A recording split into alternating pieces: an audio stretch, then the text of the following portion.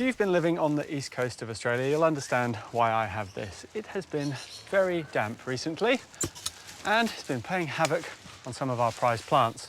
Obviously, you don't need this today, but you can see what it has done to this lawn. It has completely destroyed it. So I'll share with you some tips how to bring this back to its former glory and make sure it doesn't happen again.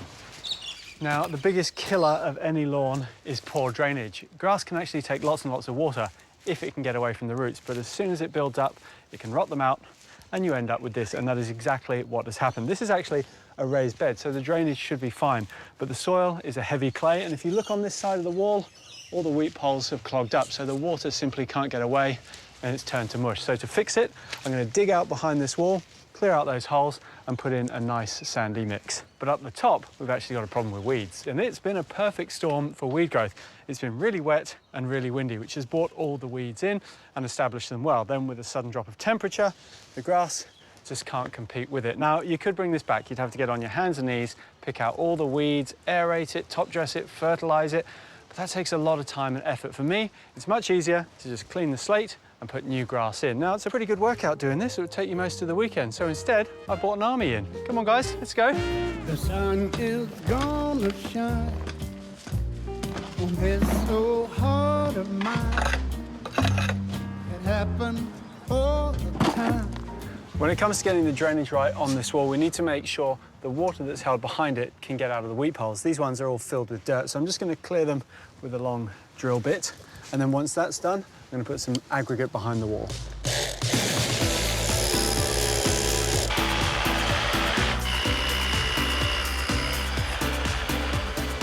To make sure our freshly cleared holes don't fill up with soil again, I'm making a little sausage of geofab, which I'll fill with blue metal. And that's just going to stop the silt from going down and filling those holes again, making sure we've got good drainage for years to come. Can you feel it? Been a long time since I called you mine, but there's something I'll admit. I thought I didn't care, that this wasn't for me. Well, with all the grass gone, it's time to get some good underlay here. Now, it's tempting just to put sand under here because we're trying to improve the drainage, but actually, when it dries up again, which inevitably it will, that's going to mean your grass is going to suffer. You want something that holds on to a little bit of moisture because that also holds on to a little bit of nutrients. So your mix wants to have a bit of organics in it. Ideally, you'd have about 30% organics and the rest could be just a sandy loam. This is 60-40. It's going to be perfect to put in under the grass, and it's going to do well when it rains and well when it dries out again.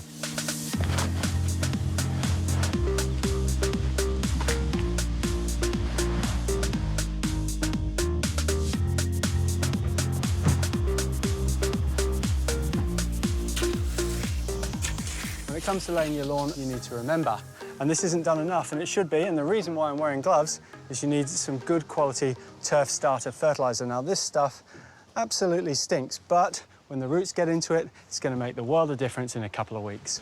We got what you want, we got what you want, we got what you want, so come and get it.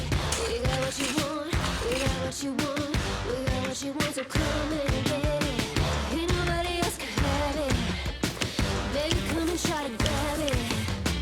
We got what you want. Whenever you're laying a new lawn, you want to go across the grade. We've got a slight slope this way, so I'm just laying across and I'm staggering the joins. That way we're not going to get a big dry patch down one side. Also, try and get your bits of turf as close together as possible, almost like you're doing a zipper up, because that means it's not going to dry out. Now, the previous grass was a buffalo, and this is also Sir Walter Buffalo. It's well suited to this position because it is quite shady, and now we've fixed the drainage, should be perfect.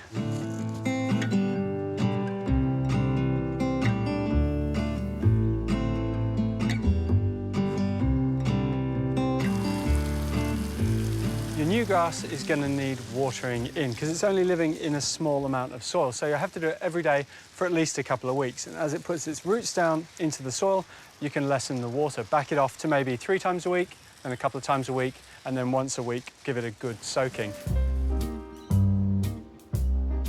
The key to the success of this makeover was all in the preparation. The easy part was rolling the grass out. So no matter rain or shine, there's not going to be any mud traipsing through the house again. I think I'll just keep that on my knees. Look up and follow the rain.